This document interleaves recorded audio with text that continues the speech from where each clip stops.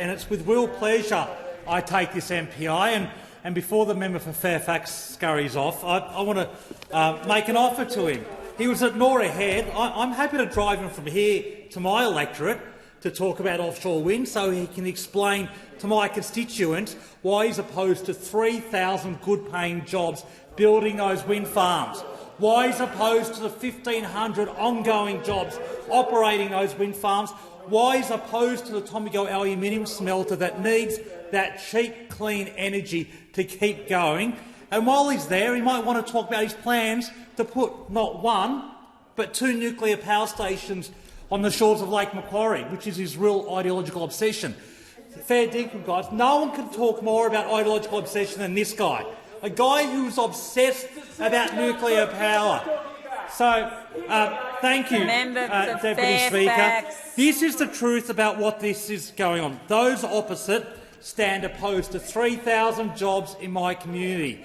They stand opposed to cheaper and cleaner energy in my electorate, and they will be condemned not just by history but by the electors of my community. So come up any time you want, member for Fairfax. I'll even buy you a coffee, maybe a beer, so that you can talk to people about this.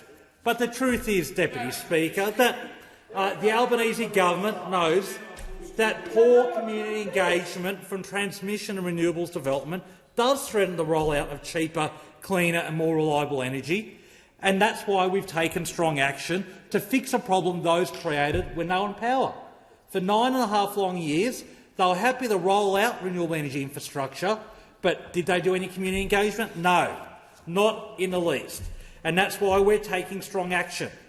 That's why Commissioner Andrew Dyer has released a strong report where we've accepted, in principle, all 9 recommendations to address community needs.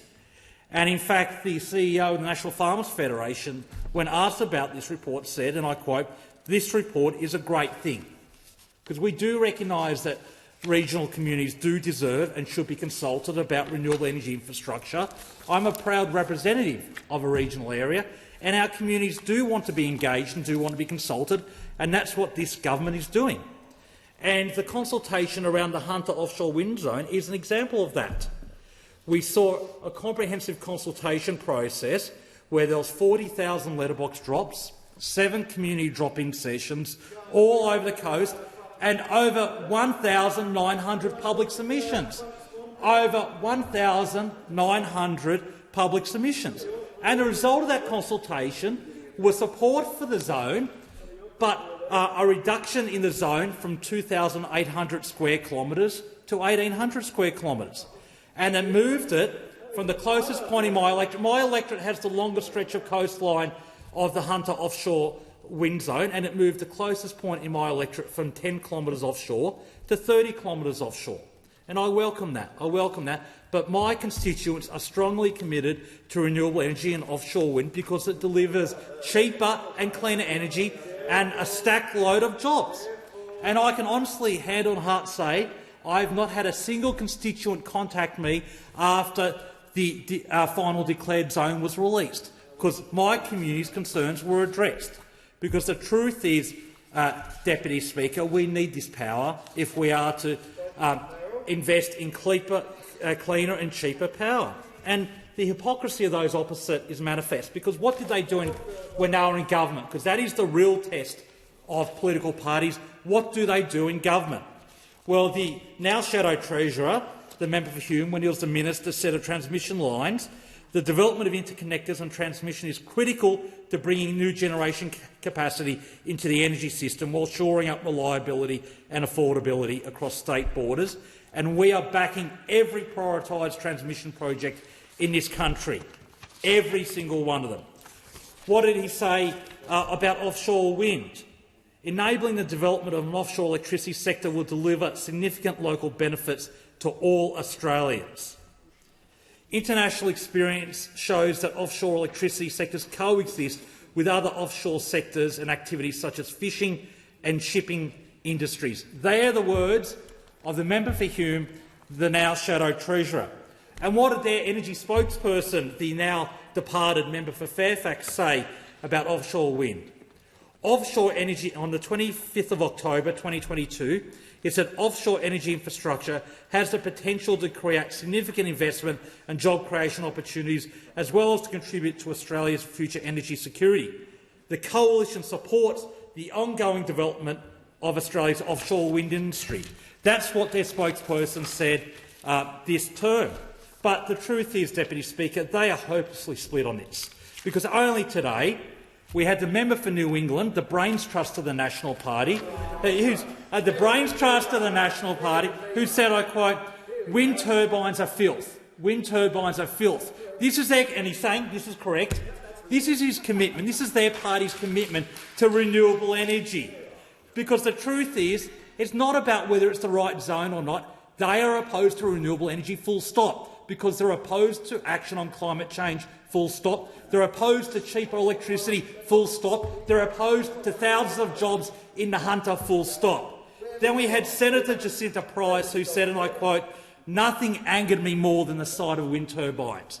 This is the real position of those opposite, because what do they actually want to see? What do they want to see instead of cheaper, cleaner energy? What do they want to see instead of the 3,000 construction jobs that will be created and the 1,500 ongoing jobs? What do they want to see? They want to see nuclear power stations from shore to shore. Nuclear power stations from shore to shore. That's their true position. That's their true position. The truth is, if they get into power, what we'll see in the Hunter and Central Coast, according to independent analysis, is nuclear power stations at Lake Memora, nuclear power stations at Vales Point, nuclear power stations at Tuggerah, Araring and Bayswater, because the Skowski report made it very clear there are 4 criteria for nuclear power station location: proximity to existing electricity infrastructure, proximity to load centres, proximity to transport infrastructure and access to large quantities of water.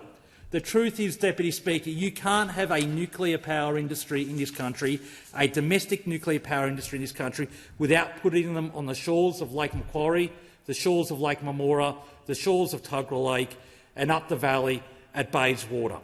That is the truth of what they're arguing for. They're arguing for nuclear power stations in my community. And if you want to talk about social licence, come up to my community and talk about nuclear power, because you'll get a response you deserve up there. That's what the National Party and their fellow travellers in the LNP in Queensland, who really do run the opposition, will get.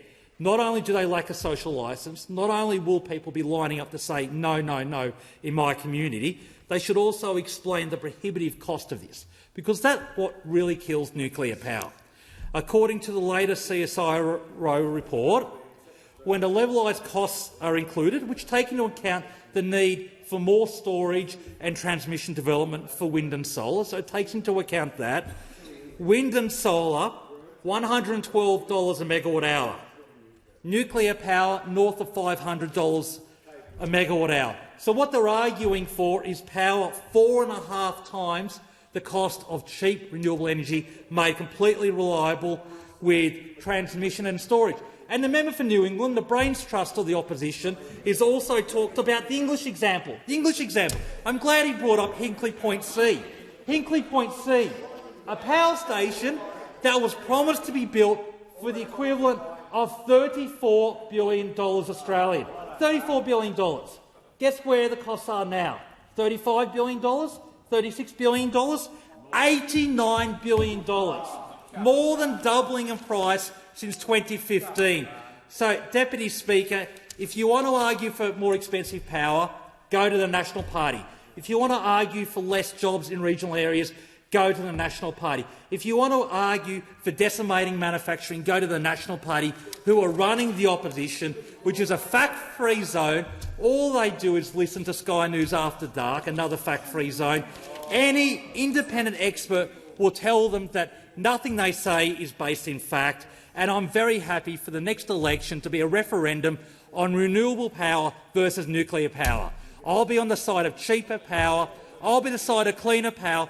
I'll be on the side of reindustrialising this manufacturing sector on cheaper power, while those are arguing for expensive, unreliable power that lacks a social licence.